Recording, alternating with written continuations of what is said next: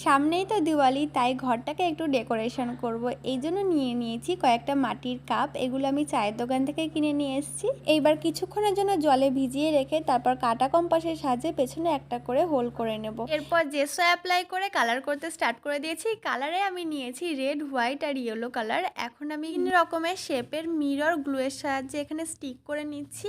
আর এরপর আমরা সেই কাজটাই করব যার জন্য আমরা আউটলাইনারটা অর্ডার দিয়েছিলাম। হ্যাঁ, আউটলাইনারটা আমি এই জিনিসটা বানানোর জন্য অর্ডার দিয়েছিলাম, যে এখানে আমি কিছু ডিটেলস অ্যাড করব। এটা অ্যাপ্লাই করে যা বুঝলাম এর কোয়ালিটি বেশ ভালো। এটা শুকাতেও বেশিক্ষণ টাইম লাগে না এবং শুকালে একেবারে স্টিক হয়ে যায়, এই জায়গা থেকে ওঠে না। শেষে মায়ের কাছ থেকে একটা লেজ এনে এর নিচে লাগিয়ে দিয়েছি, যেটা আমি কিনে এনেছিলাম কিন্তু মায়ের ভালো লেগে গিয়েছিল, তাই মা রেখে দিয়েছিল ব্লাউজে লাগাবে বলতে। এরপর উলের কিছু লটকান বানিয়ে এটাকে হ্যাং করে দিয়েছি আমাদের দরজার সঙ্গে। আমার এই ডেকোরেশনের আইডিয়াটা তোমাদের কেমন লাগলো কমেন্ট করে জানিও। ভালো লাগলে সাবস্ক্রাইব করতে ভুলো না। বাই।